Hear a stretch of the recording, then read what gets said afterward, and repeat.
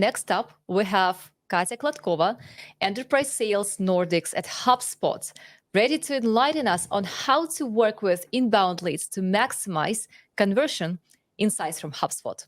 Let's see and let's listen to Katya. Yeah, thank you, Olivia. Let me share my screen real quick. Let's start with just maybe introduce myself real quick. My name is Katya.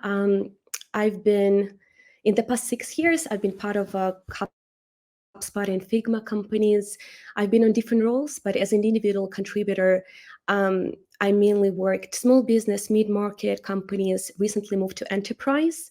And today I would love to talk about how to maximize conversion with inbound leads. I feel like in the recent years, a lot of businesses have seen a drop in inbound requests. So frankly, it's a bit painful to lose the business which initiated the conversation with us at the first place. And I wanted to share my thoughts with how companies can enable sales teams to do their best jobs to convert those inbound leads into a paying customer.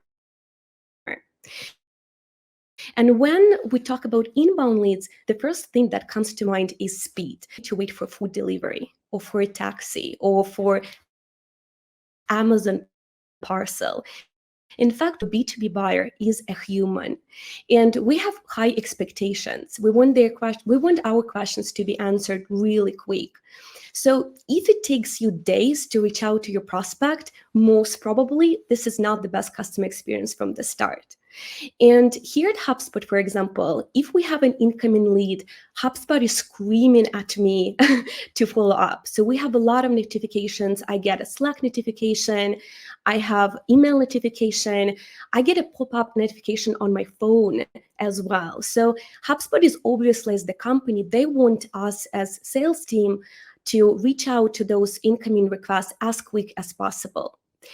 Another thing is HubSpot Tech, and obviously everyone who uses HubSpot, we also have this kind of home view for sailors on, okay, if I start my day, I have a calendar blocked from 8 till 9 in the morning, and first thing what I do, I go here and I look into my incoming leads. So basically from this place, I can kind of start looking into what I've got from the last time I saw it, and I will try my reach out. So that idea that if companies really want the sales team to be fast and to reach out to prospects when they really want to gather information or ask a question, there should be a process in place to enable sales team to do it. And when we have this lead, so like obviously as a salesperson, when I look into my lead profile, like, what do we do? What should I do? What are my actions? And I always try to remember that our prospects do their own research. So probably they were browsing and gathering their own intel before they raised their hand. So the question is, what do you know about your prospect before your first meeting? How much information you can gather and get access to drive that meaningful conversation with them. So obviously, if you guys have a CRM, you're probably familiar with a CRM record. So you probably know how they converted, what form they submitted. You also have information about your calls, emails you're doing. But what we're seeing is more and more businesses are trying to figure out how to bring all of the data points that can tell a story about your buyers. How we can get this data in front of our salespeople. So the main goal here is to give sales team context and help them really better understand the profile of the buyer they're going to engage with. So if you look into this, okay, we have certain CRM data as a salespeople. We see our activities. We see what form was submitted from that lead or whatever. What if we also show you, let's say, Chris, my prospect, I can also see what Chris did before he submitted that form, what pages he was using on the website, what content he was trying to get familiar with. So all of the touch points, like what videos he was looking at HubSpot Academy, literally everything that is happening before that conversion. As a salesperson, I have access to it.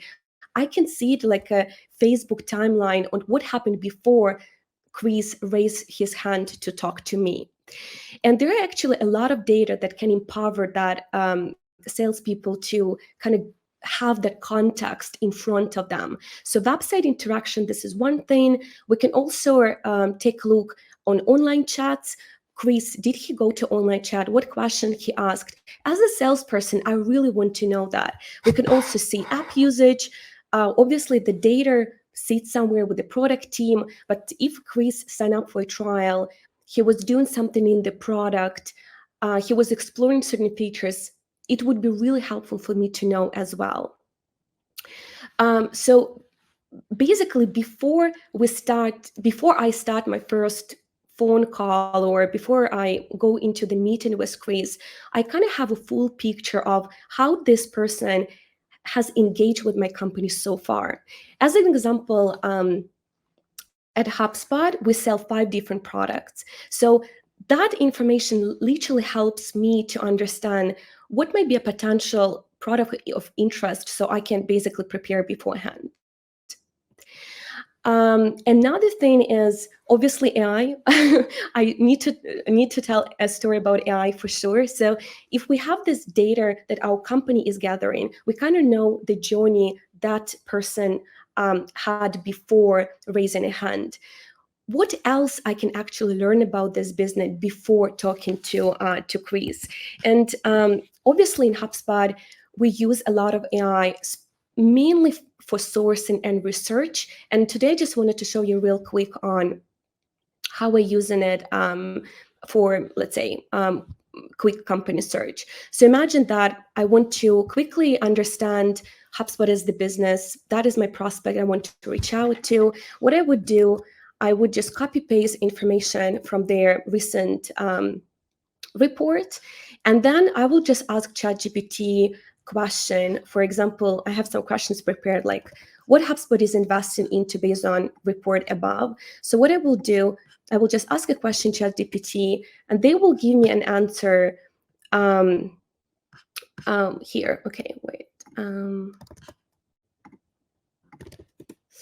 What HubSpot is investing into, or I can ask a question, what is the company growth in the recent year? What is the year-over-year growth? So it really depends on what you want to know about the business real quick. You can gather that information fairly quickly with ChatGPT.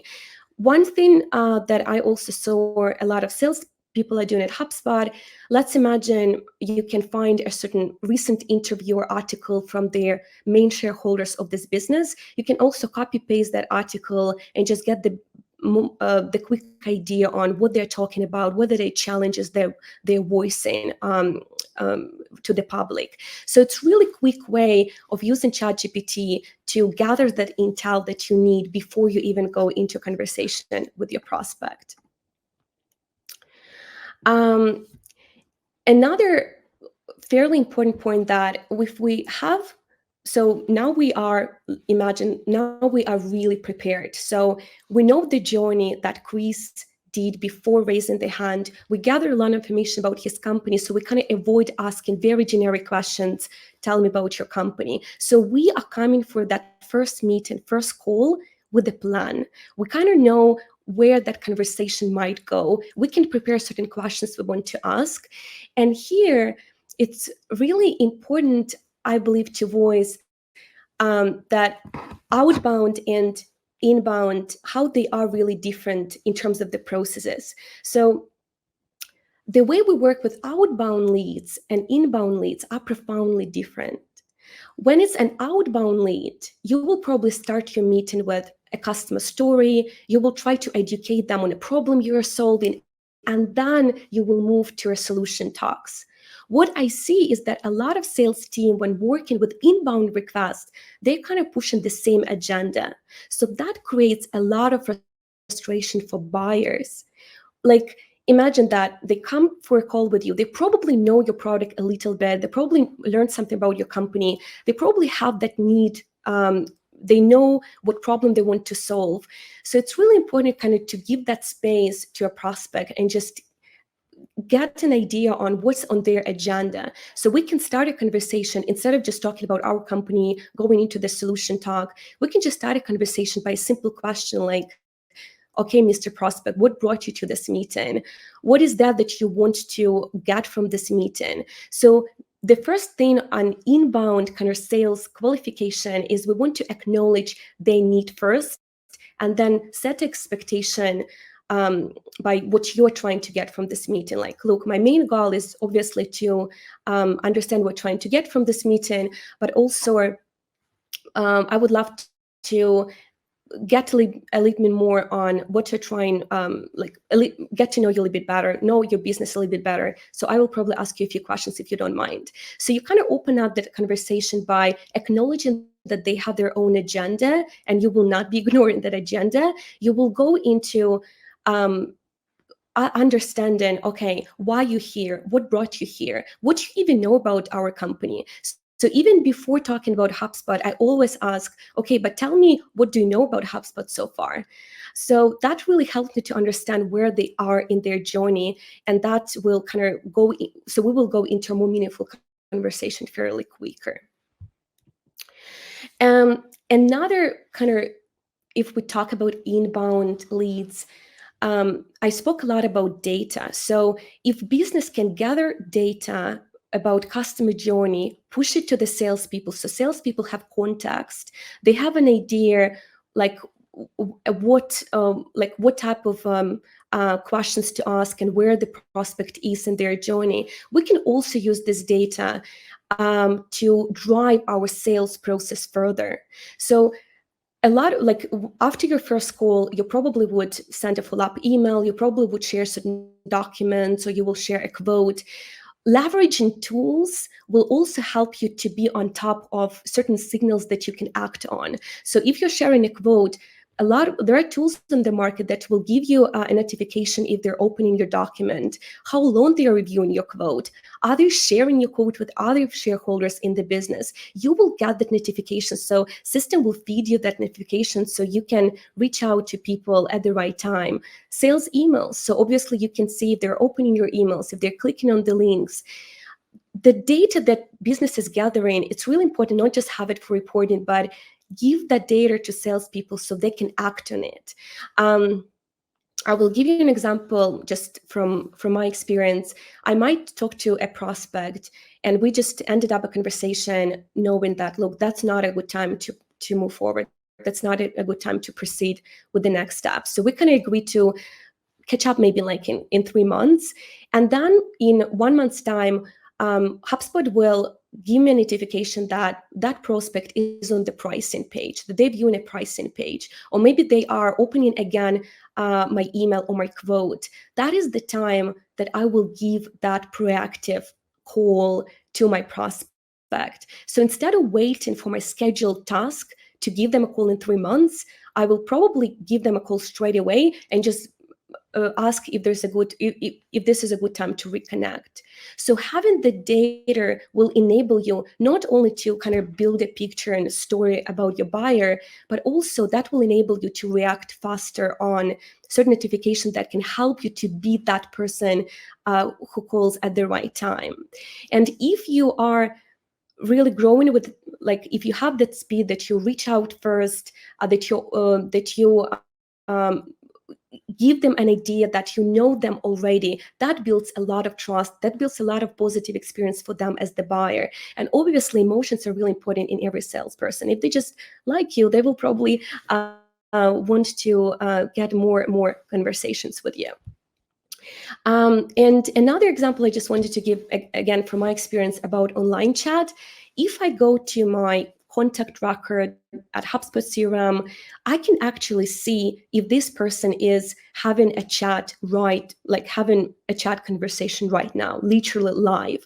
And sometimes it happens that I would just reach out to that person straight away and say, hey, Louise, I saw your message in chat. I'm your point of contact. How can I help? So that data can actually help me not to reach out to them even before they raise their hand with the question. So being that proactive will probably just give the kind of wow effect for your prospect, and they will just be impressed by the way you're working, the way you are engaging with your buyers. At this point, thank you. You can scan you can scan this code just to connect me on LinkedIn if you have any questions. But yeah, let's have a conversation if you have any questions to kind of inbound process, sales process at HubSpot. I'm really happy to jump on. Thank you. Thank you. I hope that everyone scanned the code. So do we have time for questions? Well, yes, we do. I mean, like, let's start with the comment. It's not a secret. We're big fans of HubSpot. Katya, thank you so much for sharing how cool it is to combine all these pieces of information at HubSpot. Actually, I think that was one of the main reasons why we decided to switch from our previous CRM system, because this is amazing when you are able to track all those touch points with the prospect, with a contact, when you're able to nurture this contact and notify your sales team that, hey, actually, this person, this contact is qualified, and take a look, like, start this conversation. And another point that I want to add is actually, I'm a fan how HubSpot combines inbound and outbound. Well, it's interesting that it's mainly starts with inbound, right? And outbound's like supports inbound flow, right? Right. I would say that at HubSpot as a sales team, we probably spend 60% of our time on outbound and 40% of inbound. So obviously, even now we also see a bit of a drop of inbound requests. So we're very focused on outbound. And HubSpot develops its product so we develop the product for our need as an organization as well. So when we see that the world is switching and more customers want to be focused on outbound, we kind of try to develop our tool to support that, right? So when we see that we as an organization, we wanted to build more focus on outbound, because HubSpot is a $2 billion organization. We grow with 25% year-over-year growth. That's a huge growth. And to sustain that, obviously inbound is just not enough. We need to expand. We need to speak to more businesses. We need to grow ourselves. So we realized that, look, we need to support our salespeople to go outbound, what we can do in the product. And we started to build a lot of intel, like recent acquisition of Clearbeat to feed data into HubSpot. So all of this are showing that we are developing our product, first of all, to support our sales team, but this is something that our customers can leverage as well. And this is one of the best approaches, right? When you first adopt the idea internally, then just provide it externally. This is amazing, really. Thank you, Katya. Really, I believe that everyone at this conference enjoyed every word that you were speaking about, combination of the two flows. And basically, just another comment from me, this is probably another proof that inbound and outbound are truly interconnected. And the way a company is using both motions, I could say so, it truly leads to a success. Like, it just probably takes time and effort to set up this interconnection, but as a result, I mean, there will be a predictable flow of leads. Yeah, absolutely. Thank you so much. Thank you so much. Thanks. Yeah.